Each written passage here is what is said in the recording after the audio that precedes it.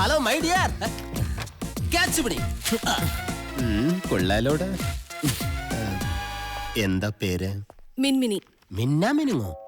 മിൻമിനി. ഇത് മാഡത്തിനോടത്തേക്കോ? ചിമ്മിനി അല്ല മിൻമിനി, ആള് കൊള്ളാലോ. ഞാനിവിടുത്തെ MD ആയാൽ ഈ ക്യാബിനോട് ചേർന്ന് എന്നെ ഒരു ബെഡ്റൂമും കൂടി സെറ്റപ്പ് ആക്കുന്നുണ്ട്.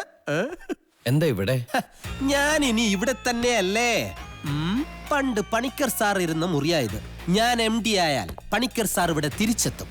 ഓ, അപ്പൊ പണിക്കർ സാറ് പറഞ്ഞയച്ചാണല്ലോ സാറിനെ. അല്ല, ഞാൻ ഒറ്റയ്ക്കാ വന്നത്. ഞാനൊരൽപ്പം തിരക്കില്ല. എനിക്കൊട്ടും തിരക്കില്ല. ഇന്ന് മുതൽ നിന്റെ ജോലി എന്താണെന്ന് ഞാൻ പറയും. എന്താണാവോ? എന്നെ പുകഴ്ത്തൽ. നിന്റെ മുതലാളിച്ചിയുടെ മുന്നിൽ ഞാനൊരു സകലകലാ വല്ലഭനാണെന്നും സൽഗുണ സമ്പന്നനാണെന്നും അംബാനിയേക്കാൾ വലിയ കോടീശ്വരനാണെന്നും നീ പൊക്കിയടിക്കണം. അത് കേട്ട് അവരുടെ മരുമകനായിട്ട് എന്നെ കിട്ടാൻ കൊതിക്കണം. പുകഴ്ത്തനെ. ഒരാൾ കൂടി എസ്കമ്യനായിട്ടുണ്ട്. വേണ്ട, ഞാനിപ്പോ കഴിച്ചോളൂ. ഇവിടെ വന്നിരിക്കും. ഇരിക്കാനായിരുന്നു. ടീയോ കോഫി? കടുപ്പം കൂട്ടി ഇങ്ങനെ അടിക്കാത്തൊരു ചായ, പഞ്ചാര കുറച്ച് മതിയേ. മാഡം, ഇദ്ദേഹത്തിന് മാഡത്തിനൊന്ന് പരിചയപ്പെടണോ? ഞാൻ ഹംസ. അല്ല, ഹംസൻ. ഹംസൻ MBBS.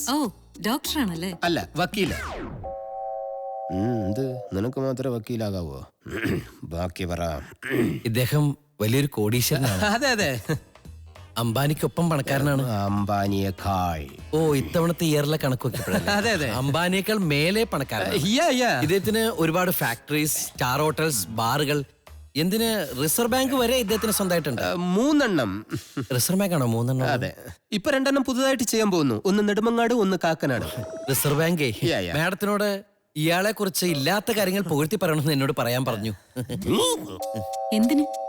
മാഡത്തിന്റെ ഒരേ ഒരു മോളെ ഇയാള് കല്യാണം കഴിച്ചിട്ട് മാഡം ഇപ്പൊ ഇരിക്കണ കസേരയില്ലേ, അവിടെ ഇയാള് കയറിയിരുന്ന് മാഡത്തിനെ ചവിട്ടി പുറത്താക്കുന്നാണ് ഇയാൾ എന്നോട് പറഞ്ഞത് അല്ലേ? എന്റെ പൊന്നു മാഡം, ഇവനെ വിശ്വസിക്കരുത്, കള്ളനാ. ഞാൻ കാല് പിടിക്കാം. ആ സാരി ഒന്ന് നീ ആനയെടുത്ത് കളിച്ചോണ്ടിരുന്നോ? നിനക്ക് ഞാൻ കാണിച്ചു തരാടാ.